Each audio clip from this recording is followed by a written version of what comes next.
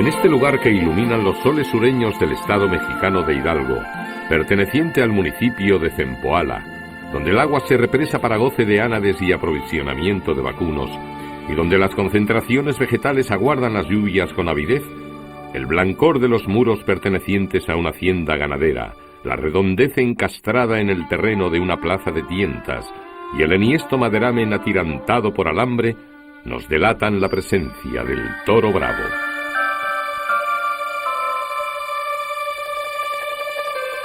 Ahí están, pintando de rojos, grises y negros el calvero que se abre entre la arboleda con sus testas encornadas, destacando sobre los tonos ocres de la tierra seca, el verdor de los compactos enramados y el azul intenso e inmenso de la bóveda del cielo.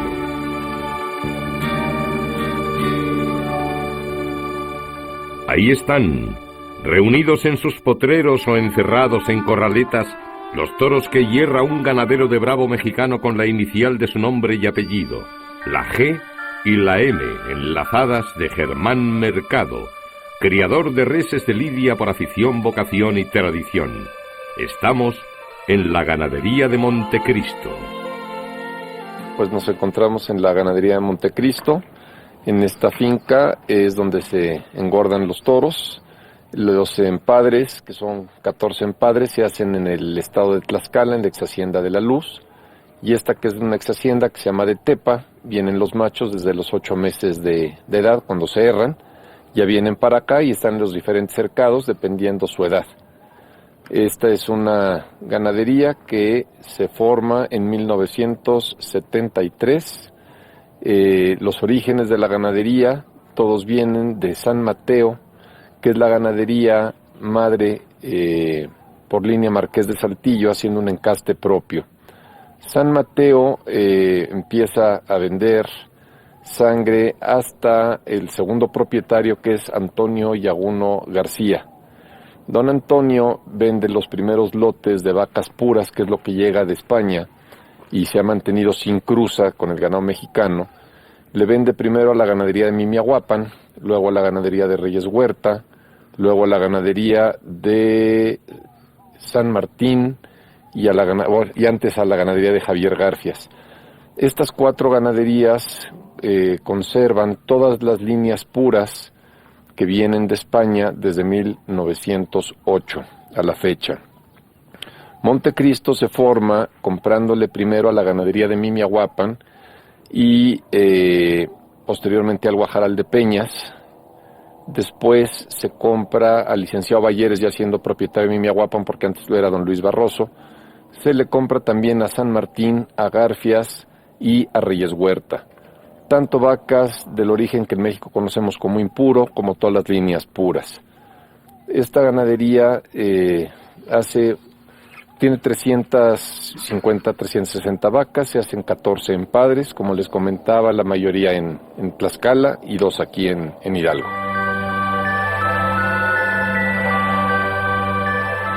Germán Mercado Lam quiso que la ganadería que heredó de su señor padre, Germán Mercado Barroso, se llamara Montecristo, en recuerdo a la finca del mismo nombre que el abuelo tuvo en el estado de Querétaro, situada frente a una montaña que ofrecía la silueta de un Cristo recostado y crucificado. Y así se anuncian en los carteles los toros que salen de estos potreros, en los que recalan cuando aún está reciente el quemón del hierro ganadero sobre sus pieles. Los machos instalados en estos parajes disfrutan de la benignidad de un clima entre templado y cálido. Aquí engordan y se ejercitan, levantando frecuentes polvaredas cuando remueven las finas capas de tierra con el hollar de sus pezuñas. Los toros, novillos, herales y añojos desarrollan una óptima crianza en esta llanura, protegida por macizos racimos de chumberas y árboles y arbustos de diferentes variedades autóctonas. En este entorno conviven las camadas de machos hasta que se convierten en toros de saca y son recluidos en corraletas y encerraderos. En cualquier caso, la finca reúne unos perfiles orográficos también muy variados que avalan su idoneidad para el fin al que ha sido destinada. Bueno, esta es una finca que está en el estado de Hidalgo, en el municipio de Zempoala. Es una finca que tiene tanto lugares planos como quebrados. dependiendo la edad de los machos que vienen de la otra finca donde nacen, y ya se van dividiendo en sitios donde deben hacer mayor o menor ejercicio, donde hay mejores pastos que otros. Aquí los corrales, aquí les llamamos en México cebaderos, que es donde se engordan los toros, al tener aproximadamente a los 3 años y medio de edad, tantito antes, un poco después, dependiendo del desarrollo físico, ya se meten en estos cercados que son probablemente de 50 por 70 metros, se les da una alimentación especial, hecha por un nutriólogo, y piensos hechos dependiendo la edad y el desarrollo y la gordura que se necesiten de los toros. Aquí hay un corredero también para que hagan ejercicio, que viene en una manga, que es todo esto, un carril, aquí le llamamos manga, y que da vuelta todo hacia arriba y hacia abajo, donde los toros pueden caminar o hacer un poco de galope, pero muy suave y nada más 2 veces a la semana. En el lenguaje agropecuario del país, a los edificios que se levantaron hace más de un siglo, en las haciendas industriales donde hoy se albergan vehículos y aperos, se les conoce con el nombre de casco.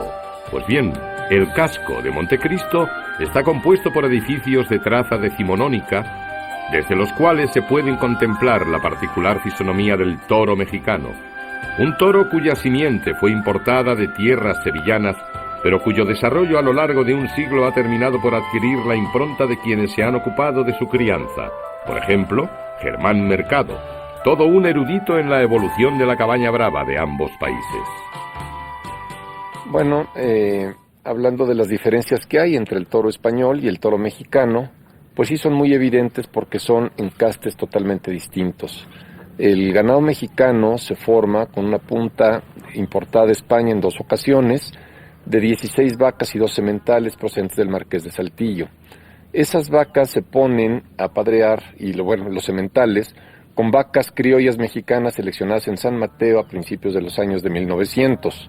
De ahí, por absorción, se convierte en Saltillo a partir de la 5ª o 6ª generación, y es un encaste propio que yo le daría el mérito a la ganadería de San Mateo, que es lo que logra hacer el Saltillo mexicano. En España, Saltillo, pues realmente no existe. Existen ganaderías como Albacerrada, que es lo de Victorino, una gran ganadería, o el Santa Coloma, que tienen cruce de Saltillo, y todo lo demás es origen Ibarra o Parladé, que son toros más corpulentos, más grandes en otro trapío, porque el medio ambiente también condiciona el desarrollo corporal de los toros.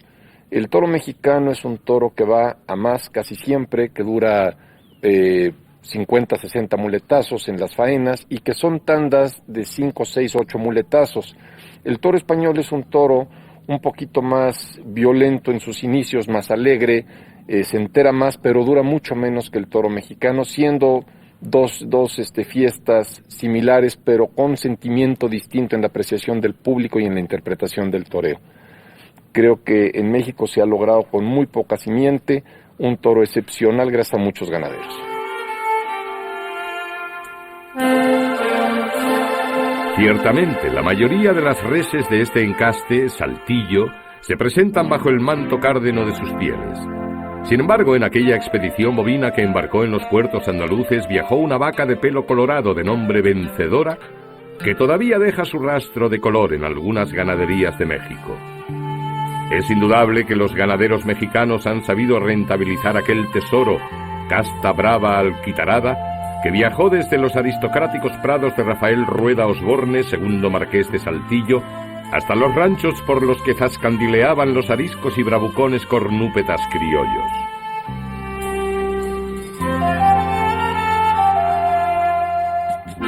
Un buen ejemplo se refleja en estas vacas de Montecristo que se han escindido de los empadres de La Luz y San Joaquín en tierras de Chascala, y no solo conservan en pureza los factores de tipo y carácter que se han ido trasegando a través de generaciones, sino que ofrecen la estampa impecable del ganado perfectamente manejado, controlado y saneado. En cuanto a la sanidad, en esta ganadería se hace lo siguiente. Cuando nacen las crías se les pone una vacuna contra una enfermedad que se llama paratuberculosis. Se pone entre el primer día y el tercer día de nacimiento. También al nacer se les pone una inyección de hierro y de vitamina A, D, E. Eso es lo único hasta la fecha del herradero en que se le ponen 3 tipos de vacunas, una contra 7 tipos de bacterias distintos y otra contra 4 tipos de virus distinto, además de seguirse un sistema de desparasitación tanto a hembras como a toda la ganadería completa 2 veces al año. Se desparasita, se pone vitamina A, se pone selenio y se vacuna contra todo tipo de enfermedades que realmente no hay brotes, pero se controlan con un médico veterinario, se hacen copros cada 3 meses, se hace análisis de agua, en fin, se lleva un sistema de saneamiento bastante óptimo. Eso en forma individual aquí en la ganadería.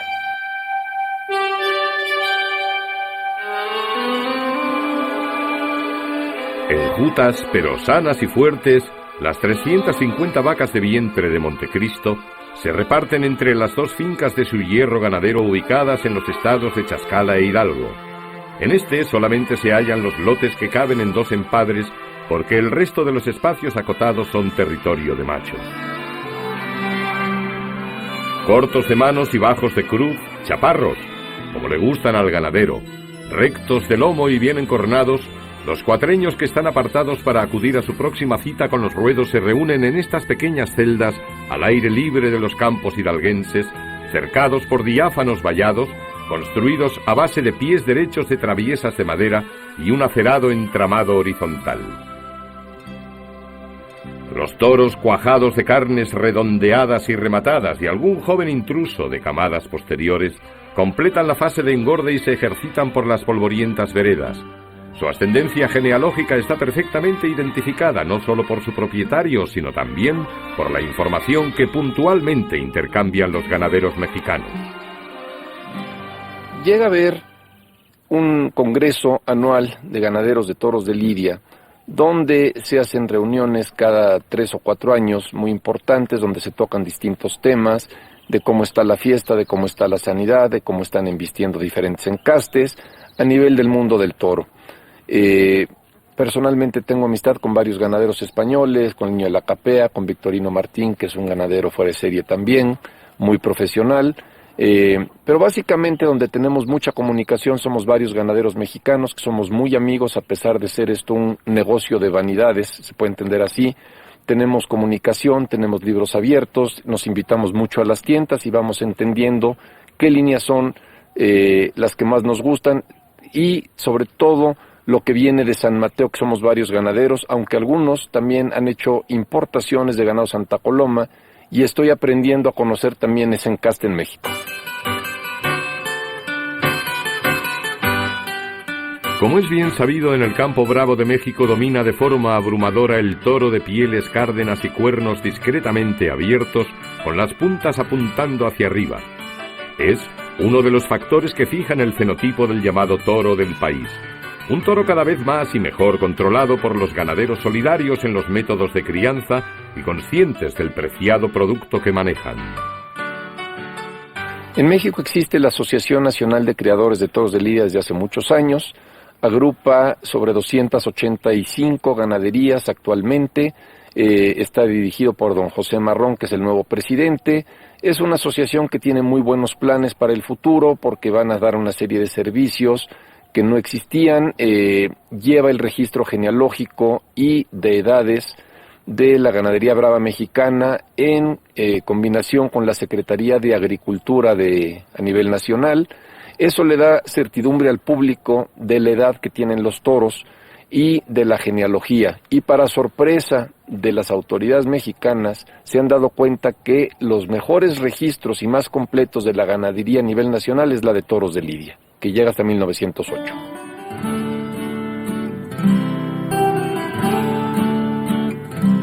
Dejamos por unos instantes al toro en la placidez del campo para asomarnos a la dotación más importante de la casa ganadera, la plaza de tientas, con sus burladeros protegidos del sol por tejadillos y sus instalaciones aledañas en las que converge la angosta mangada por la que circulan las pequeñas tropas de ganados que partirán de la hacienda o serán examinadas en el tentadero.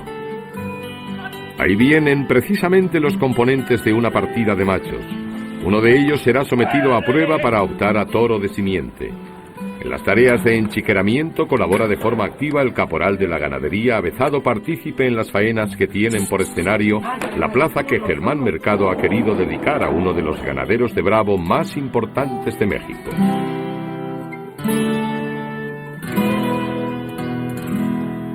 Soy Job Ruiz Cruz, de aquí de Zempoala, Hidalgo, caporal de la ganadería Montecristo. Acabamos de encerrar el toro que se va a tentar en unos minutos. Es un berrendo de 2 años y medio. Esta es una tarjeta de uno de los novillos que vamos a probar hoy para semental, donde viene el número, la letra, porque en México se usa letra generalmente en lugar de guarismo, la fecha de nacimiento, la edad, la capa del toro, y luego viene el pedigrí. Son 4 generaciones en este caso, pero se llevan hasta 1908 todas las generaciones desde que llega de España, y ya las características o las cosas que se hacen en la tienda se apuntan en la parte de abajo y luego se pasa al sistema de cómputo y a los libros. Básicamente es así con las vacas también, todas las que se van a tentar.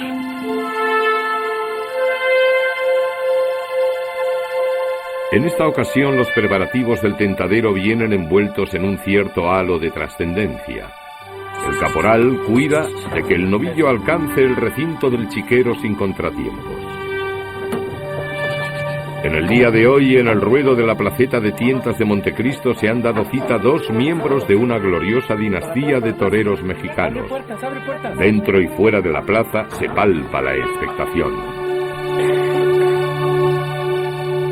Bueno, pues tengo el privilegio de tener aquí en la casa a una dinastía que ha sido importantísima en la tauromaquia mexicana. Está con nosotros don Juan Silvetti, que a su vez es hijo de otra figura del toreo y padre de David y nieto de Diego, que está empezando a ser torero. Y tenemos mucha ilusión en que va a ser una figura como lo han sido su padre, su abuelo y su bisabuelo. Mi querido Juan, si nos explicas... No, encantado de saludarte. Bueno, estamos en una tierra donde, muy cerca donde yo me hice torero, que es aquí en Tlaxcala, en Piedras Negras y La Laguna y todo, y Coajamalucan. Y me da mucho gusto ver ahora ganaderías nuevas, ver el campo tan hermoso. Y siempre recordar, pues, a platicarles algo de lo que, de mi padre, los 4, hemos sido mi padre. Luego fui yo, luego mis 2 hijos, que los 2 fueron matadores de toros, y mi nieto. Afortunadamente los 4, mi padre, mis 2 hijos y yo, tomamos la alternativa en Madrid y la confirmamos en México, o viceversa. Pero es bonito porque no es fácil que haya 3 dinastías que hayan tomado la alternativa en México y en España. Bueno, para mí yo voy empezando y es un verdadero honor pues pertenecer a esta saga de grandes figuras del toreo, como lo dijo mi abuelo. Y yo sé que es una carrera muy compleja, muy complicada y muy difícil, pero pues con toda la ilusión y con toda la esperanza, ¿no?, de poder sembrar yo mi propia semilla, ¿no?, y mi propio camino, ¿no? Y es para mí un verdadero privilegio pues estar en esta ganadería tan importante que ha tenido tantos triunfos.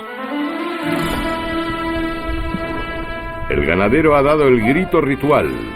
Suerte para todos en nombre de Dios y María Santísima. Puerta.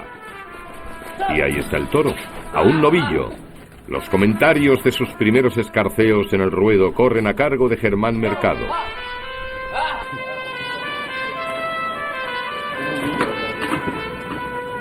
Dale, dale, dale. Pégale. Bien. Ahora sí en los medios.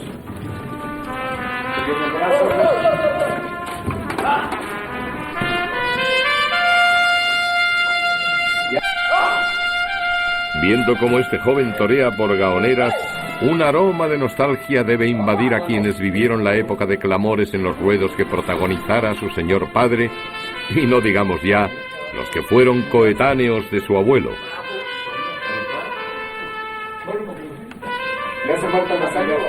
Diego Silvetti es hijo de David, uno de los toreros de más acendrada personalidad que ha dado México.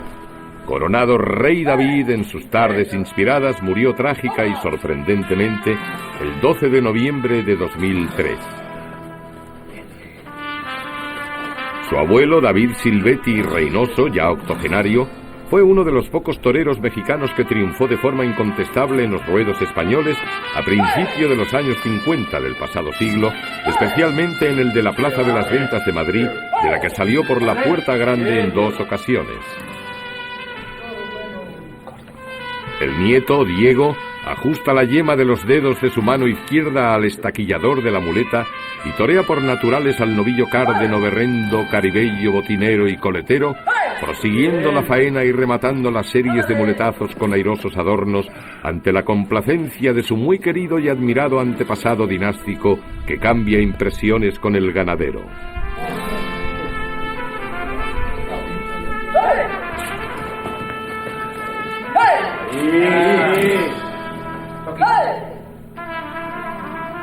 Probablemente el toreo de este último y apetitoso brote de la rama de los Silvetti trae unos conceptos cercanos a los de su padre David o su tío Alejandro, también matador de toros, pero bien alejado de aquel primer Silvetti arriscado hasta la temeridad al que llamaron el Tigre de Guanajuato.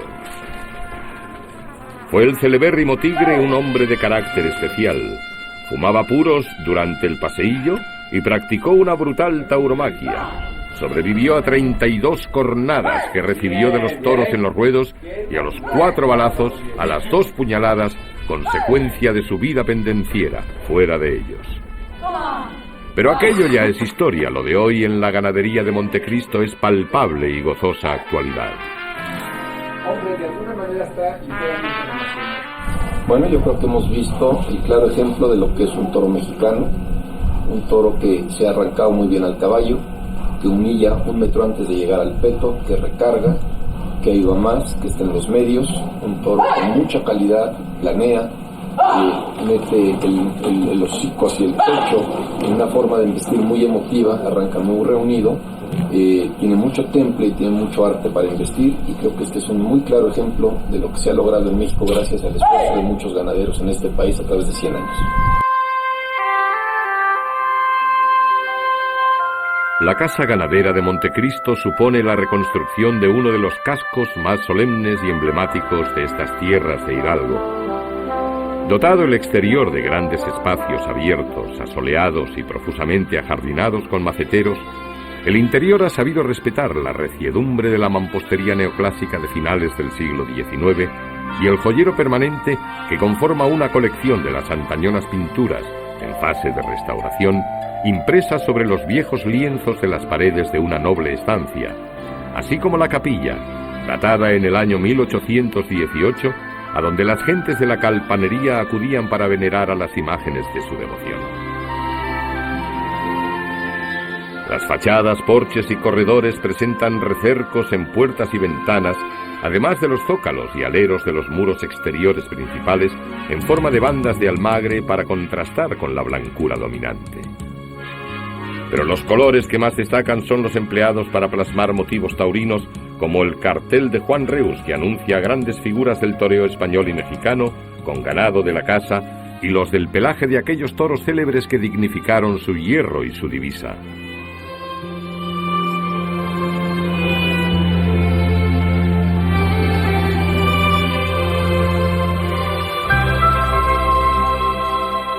La casona solariega reconvertida en santuario taurino, a donde se hallan recogidas algunas efemérides protagonizadas por toros y toreros que en su momento estrecharon vínculos con Germán Mercado Lam, estuvo dedicada en su primera época a destilería de una de las bebidas alcohólicas más populares de México, el pulque. Donde hoy se cuelgan óleos de Pancho Flores o cabezas de toros bravos, se apoyaban maquinarias decimonónicas, artilugios y receptáculos dedicados al proceso de fermentación del jugo extraído de una planta espinada y carnosa muy común en el estado de Hidalgo. Una planta que sigue creciendo en sus tierras, por lo que sus efluvios todavía penetran desde el exterior en los confortables espacios de los salones de la casa.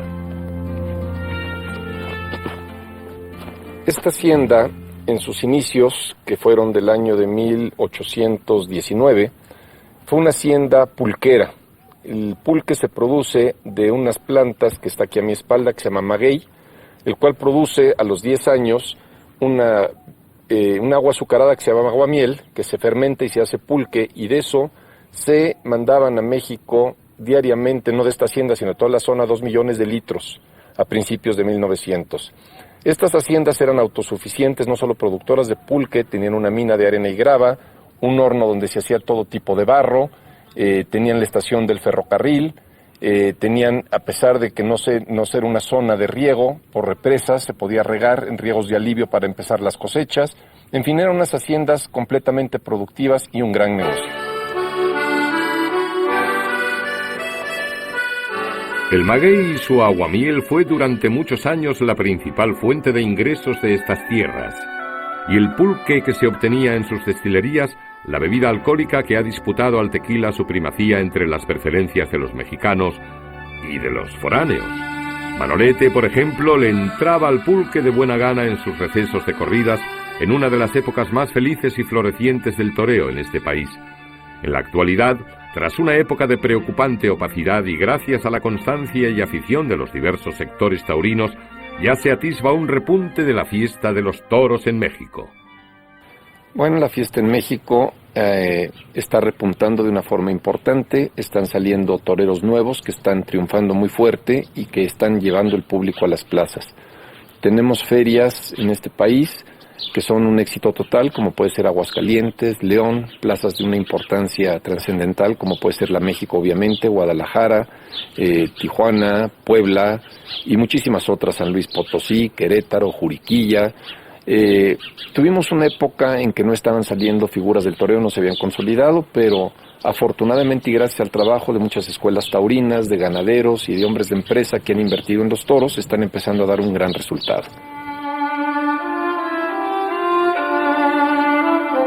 En la tarea de perseverar en la crianza de toros con trapío, sin menoscabo de las señas de identidad que han perfilado la fisonomía y el comportamiento de los ejemplares de bravo exclusivos de este país, se emplean con encomiable empeño un buen número de ganaderos mexicanos. Germán Mercado Lam figura en el grupo de cabeza apegado al terruño que alberga los toros de su Montecristo.